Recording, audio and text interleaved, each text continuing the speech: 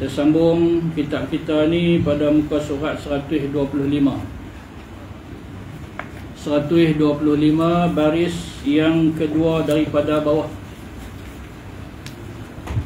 Baris yang kedua daripada bawah. Allah Subhanahu wa ta'ala mendengar dan dia juga melihat. Tetapi pendengaran Allah Ta'ala itu tidak seperti mana pendengaran makhluk-makhluknya.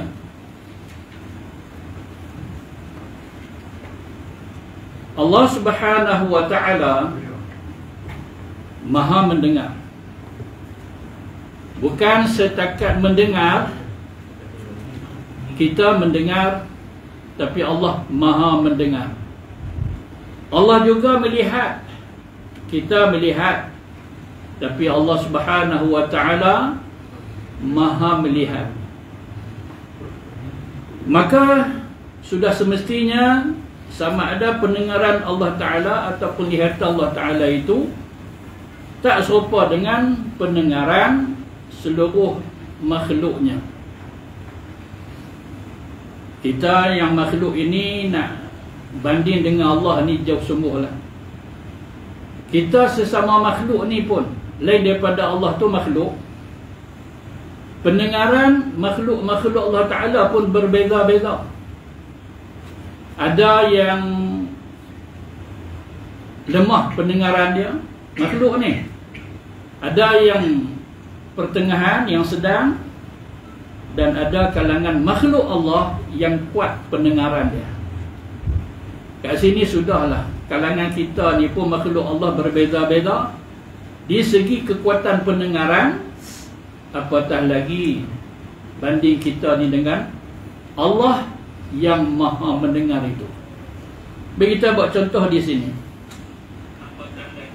iaitu binatang yang selalu kita tengok, mungkin kalangan kita yang belah, iaitu kucing.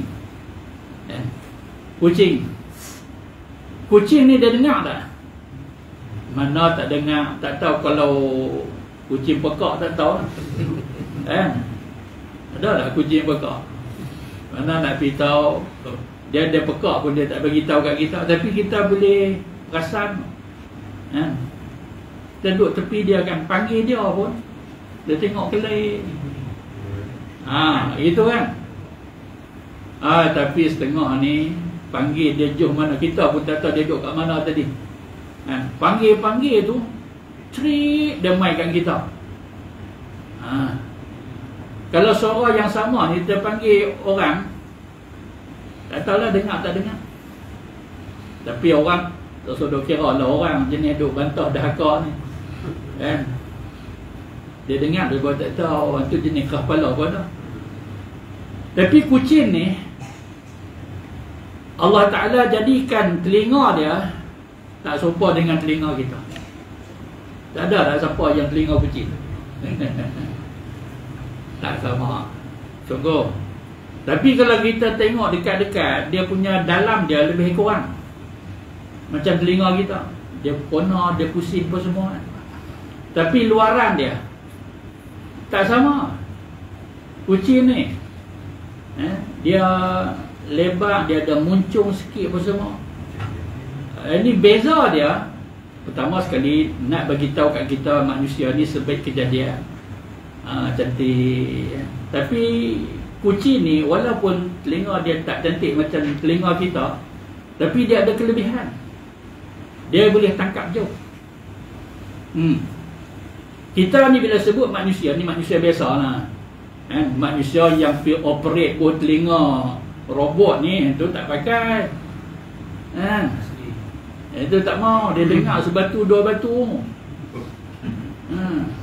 Dia dengar, dia habang kat kawan dia, dia kata, anak tahu lah, anak tahu lah, ni ustaz tak main lagi. Dia boleh tahu saya tak main lagi ni.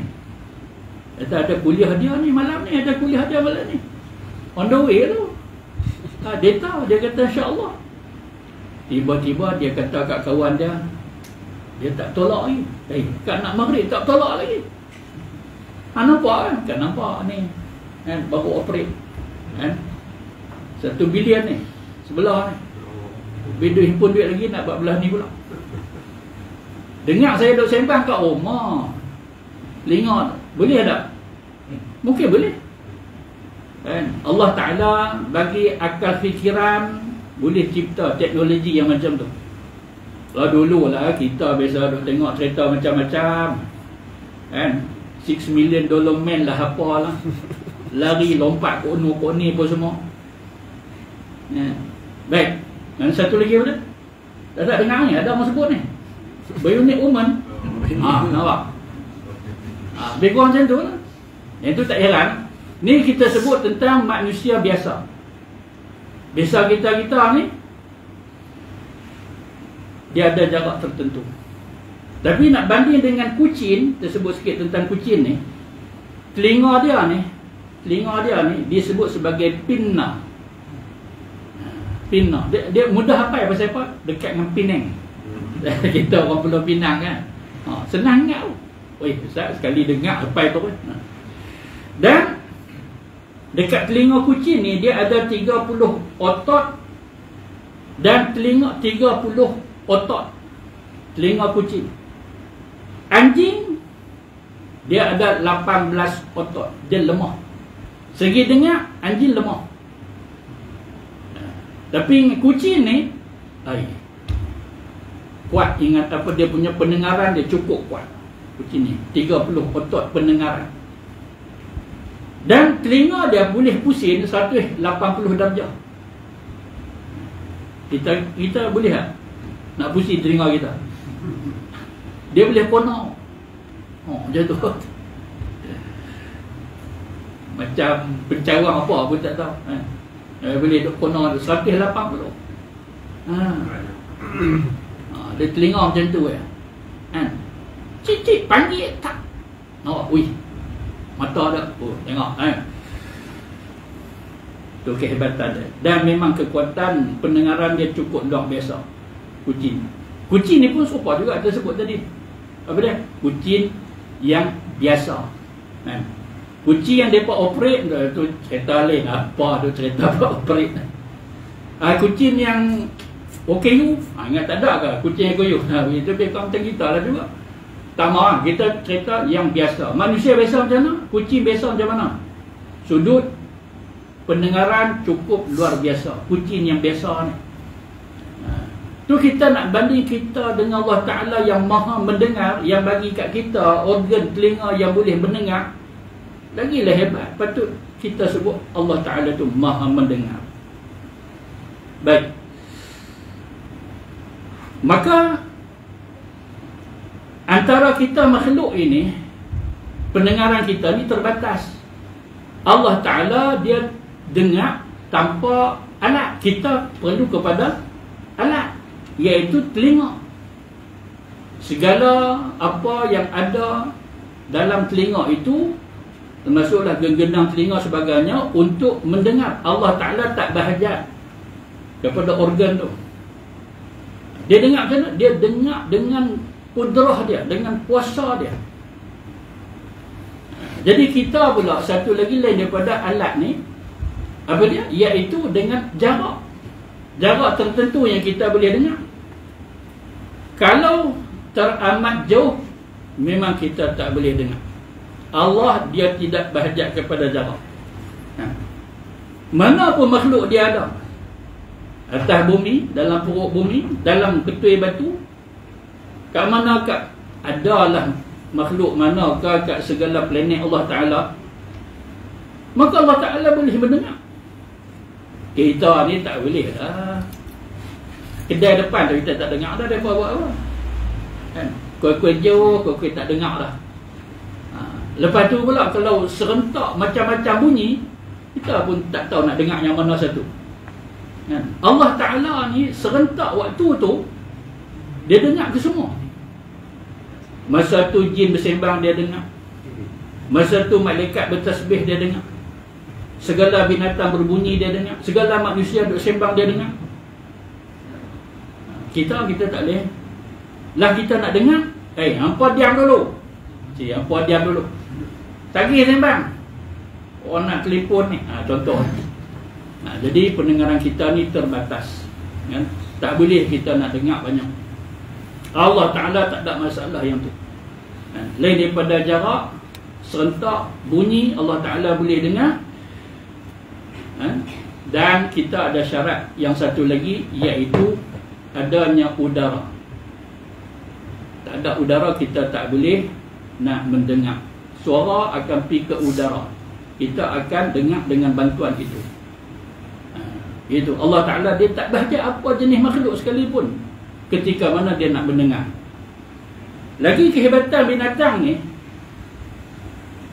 Allah Ta'ala bagi kat mereka boleh mendengar segala azab kubur. Kita tak boleh. Kita tak boleh. Habis semayang, angkat jenazah, simpan. Terus siapa nak tunggu, baca doa apa sikit, lepas tu pergi balik. Tak ada apa. Tapi binatang ni dia dengar apa yang berlaku ketika itu.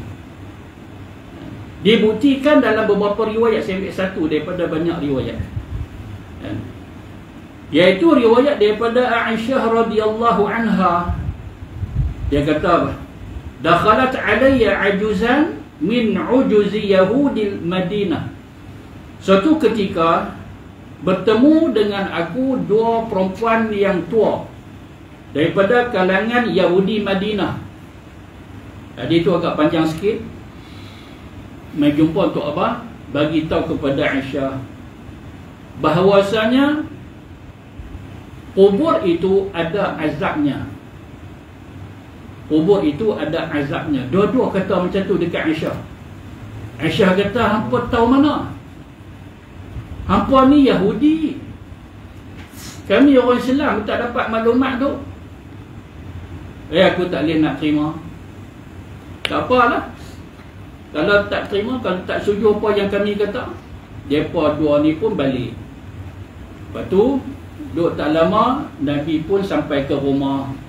Terus Aisyah kata, ya Rasulullah, tadi dua Yahudi perempuan mai bertemu dengan aku, kata sesungguhnya kubur itu ada azab. Maka Nabi kata, sadaqata innahum yu'azzabuna azaban tasma'uhu al-bahaim. Nabi kata dua-dua Yahudi yang mai tadi habaq tentang azab kubur, dua-dua mereka ni betul. Sesungguhnya orang yang mati itu, bukan semua, kebanyakannya akan diazab dalam kubur mereka. Yang dengar azab kubur itu al-bahaim, binatang-binatang. Nampak kan? Allah Ta'ala bagi kat mereka, dah kita sebut tadi kan, kekuatan pendengaran. Tapi ni lagi lah kelebihan Allah bagi kepada binatang, boleh dengar yang bukan alam nyata ni, alam kubur, alam barzakh. Kita kat dunia ni pun kita tak apa nak dengar sangat, tambah yang dalam kubur. Hadis ni riwayat Muslim bernombor 586, hadis sahih. Apa dia? Binatang boleh dengar seksa kubur. Banyak kejadian. Ada yang bela kaldai dekat-dekat dengan kubur. Bila orang simpan mayat, dia melupuk, menjerit, meraung. Ada kisah yang lain pula, sekumpulan kambing jalan-jalan dekat kubur, tiba mereka berhenti. Seekor daripada kambing itu mai dekat dengan kubur, tak telinga dia. Dia ada dalam kisah. Dia jadi takut. Tak tahu macam mana orang belah kambing, tahulah. Kambing seronok, kambing takut, kambing kecut perut, dia tahu dia belah. Kita ni kira nak tunggu golek jangan duk lupa aku lama tak ke darah, nampak? Kambing golek. Bila dia dengar, dia pergi kat kumpulan dia, ada sembang tak tahulah, semua pakat lari. Ini yang Nabi kata ni, bila berlaku macam tu ingat tu apa yang Nabi kata. Mereka dengar. Mereka dengar sesuatu kubur. Mungkin hampirlah tengok. Mereka dah dengar dah. Kedubang, berhenti dah. Risau. Saat aku pergi pastikan, pergi ni ketua dia kot. Oh, kata aku tak boleh dengar ni. Kalau pergi dengar, kira mampu. Mampu tak mau, pakai kecut lari. Habis. Itu ni kambing. Cerita kambing, cerita anjing salak nyalak tu amat biasa. Dengan adanya seksa kubur. Baik. Jadi kita sebut kisah ini kerana apa? Kerana nak membezakan antara kita dengan zat yang sempurna, iaitu Allah Subhanahu wa ta'ala. Di segi pendengaran Allah, segi penglihatan Allah Ta'ala tak serupa dengan penglihatan kita. Kita melihat dengan adanya mata, yang mata berfungsi secara elok. Kalau tak berapa nak elok dah, dia tak berapa nak nampak sangat. Kuih-kuih kelabu pecah. Kawan ni seorang, dia kata dua hamil dengan siapa? Dia kata main seorang. Jangan duk murung, aku nampak dua. Nampak dua. Kita angkat macam tu. Ni berapa? Ni dua. Macam ni 4. Tapi tak apalah, doa lah bagi mata dia sihat. Begitu je. Jadi Allah Ta'ala dia tak berhajat kepada biji mata serupa tadi lah, telinga dia tak berhajat. Kita walaupun mata yang boleh melihat perlu kepada jarak tertentu. Apa ni, mainlah dekat sikit. Begitu. Kita pun bila nak tengok tu pun ada jarak yang tertentu. Tapi ada setengah, tak apalah. Bukan istimewa, tapi itu antara ujian Allah Ta'ala. Dia kalau dia nak membaca, dia mau tambak betul-betul mata dia. Kita tak boleh duk buat macam tu. Ada orang, saya tengok, saya jumpa dah, bagi-bagi buku dia baca macam mana. Pada suatu hari kelak, nak nampak apa kelak, boleh baca. Boleh macam ni, boleh macam ni tak boleh. Ada pula macam tu, tak apalah. Jadi ceritanya apa dia? Kita perlu kepada jarak tertentu. Allah tak berhajat kepada jarak untuk nak melihat. Kita kalau melihat, maka kita akan tertumpu dengan satu objek. Kalau seorang duduk depan kita atau dua orang duduk depan kita, dua lah, pasal kita ada dua biji mata. Walaupun ada dua biji mata, tetap kita nampak seorang. Seronok lah, boleh nampak 4. Pasal apa? Pakai cermin mata. Mata 4, 2 yang betul, 2 lagi spek mata. Nampak 4 orang sekali. Mana nampak 4 orang sekali, tetap seorang juga. Allah bila melihat semua sekali, handuk kat mana? Tak usah kata lah. Eskimo pun Allah Ta'ala nampak dalam waktu yang sama. Kita kat sini pun tak boleh nak nampak semua. Kali pula kat situ, tak apa nampak belah sini dah, memang tak nampak. Tengok tu. Allah tidak berhajat kepada jarak, tak berhajat kepada cahaya. Kita kalau gelap tak nampak. Allah ni lebih nampak. Kalau nak sebut tentang satu benda hitam di atas satu benda hitam di waktu gelap gulita, berapa kali hitam tu? 3 kali hitam. Semua hitam, batu hitam, tengah malam gelap, tak ada bulan purnama. Nampak tanpa macam kulit kita ni bukan gelap. Hitam mana orang kata? Hitam mana? Duduk dalam surau, dengan sinaran lampu. Tak usah kata orang lain pun boleh nampak, Allah Ta'ala lebih lah.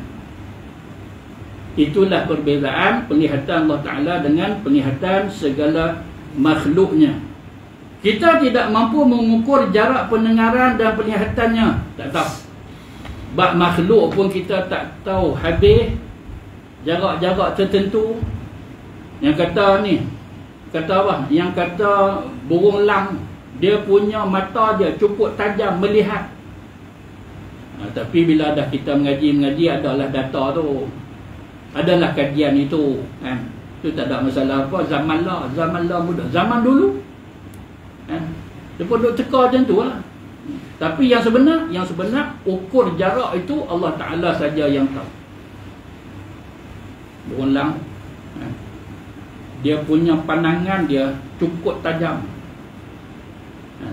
Bila dia turun tu, kelajuan dia lebih laju daripada ular tedung nak mematuk. Ni, tak jauh mana pun. Dia nak batuk apa? Katalah apa-apa.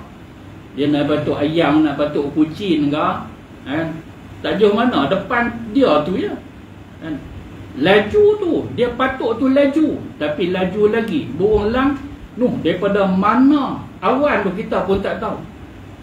Sekali dia junam turun, sak, dapat ulang. Rajinlah tengok Animal Planet, kan? Nampak betapa hebatnya, ciptaan Allah Ta'ala, betapa kagumnya kita tengok makhluk-makhluk Allah Ta'ala yang di atas daratan, lautan sampai ke atas udara. Tapi burung-burung ni pun kalau duk terbang turun juga. Mana terbang tak turun, kan? Begitu turun. Tapi ada yang lambat turun, berkepok sekali kepak dia biar. Itu yang kalau besar sikit. Semua itu menunjukkan kebesaran Allah, kebesaran Allah Ta'ala yang kita lihat pada makhluk-makhluk Allah. Kerana kedua-dua sifat Allah itu apa dia? Iaitu pendengaran, penglihatan, berbeza dengan sifat yang ada pada kita yang bersifat sementara ini. Allah Ta'ala kekal abadi, kita ni sementara. Sudah tentu penglihatan kita terbatas, pendengaran kita pun terbatas. Tapi sekiranya kalau seseorang itu mensyukuri segala nikmat Allah, nikmat penglihatan, dia tak tengok maksiat, dia tengok benda-benda yang sepatut yang dia tengok. Apatah lagi yang Allah Ta'ala suruh dia tengok. Tengok Quran, tengok surah, tengok masjid, tengok kitab-kitab agama, tengok kitab hadis, tengok orang baik-baik, tengok bangunan yang elok-elok, tengok Kaabah. Sekurang tengok gambar dia pun tak apa. Kat hati itu cita-cita untuk nak tengok betul. Maksiat langsung dia tak tengok. Kalau tertengok, istighfar dia. Istighfar dia sungguh-sungguh. Pasal apa? Pasal melihat kemungkaran. Banyak cerita dulu wali-wali Allah Ta'ala yang dahulu tengok saja kemungkaran, tapi tak tahulah. Itu kita serah kepada Allah, kan? Kalau kat kita tak boleh. Hukum manusia biasa macam kita tak boleh bertindak macam tu. Tapi makam mereka kita tak tahu, kan? Pasal apa? Pasal ada dalam kitab berkaitan dengan kehidupan mereka. Tapi mai kita duk baca jadi rasa, kan, macam tak patuh syariat lah pula. Tak apa, yang tu kita serah kepada Allah, kan? Siapa kita nak nilai orang-orang yang luar daripada jangkauan pemikiran kita. Tengok saja maksiat, ambil benda tajam, cucuk mata, kan? Dia dengar ayat, dia kata nak pergi sikit lah, ambil yang semayang, minum-minum sikit. Sampai dekat satu muara, tiba-tiba terlihat seorang perempuan duduk tengah mandi. Istighfar dia patah balik, masuk kat satu, adalah celah-celah pokok. Dia ambil satu kayu, dia katok kaki dia sampai patah. Pasal apa? Pasal kaki ni lah bawa ke tempat maksiat. Ada kisah yang lain pula. Satu orang dia ikut dia. Lepas tu dia berhenti. Dia tahu apa dia ikut saya? Sebab mata kamu ni cantik. Ni orang muda ni sebut dekat perempuan tu, mata hang ni cukup cantik, sebab tu aku dia ikut hang. Orang baik ni tak pernah jadi macam tu. Tak ada siapa pun yang duk puji dia selama ni. Tak ada pun tujuan dia untuk orang puji dia. Tapi setengah-setengah kita ni memang nak dipuji. Dia ada pula dalam psikologi apa dia? Orang perempuan suka dilihat, orang lelaki suka melihat. Itu yang duk solek lama. Orang kata nak keluar. Lah kalau hang ajak keluar pukul apa? Pukul 3. Hang ajak dia keluar pukul 2. Baru jadi pukul 3. Kan? Mandi tak tahu nak kata lah. Duduk depan cermin pula. Bilik pipi belah sini kat 20 minit. Belah sini pula. Day pula kat setengah jam. Bukan semua. Ada jenis macam tu. Pasal apa? Pasal psikologinya perempuan suka dilihat. Tapi yang solehah ni, wali Allah Ta'ala bukan nak yang tu. Dia nak Allah Ta'ala yang lihat dia. Mata saya ke yang menyebabkan kamu ikut saya ni, mata saya? Hang tunggu Ustaz. Lepas tu dia suruh orang lain main hantar satu bungkusan. Nah encik, ni hang siapa ni? Saya yang tak sat sembang dengan encik.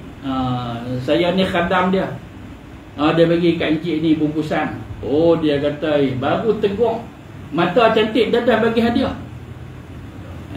Buka 2 biji mata dia. Dia korek tak situ. Anak sangat.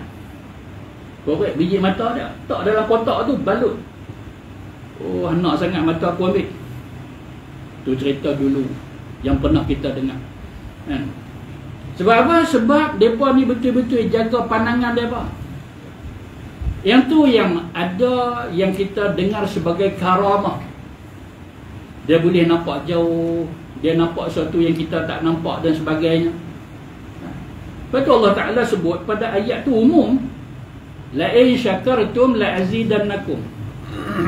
Bersyukur Allah Ta'ala akan tambah nikmat.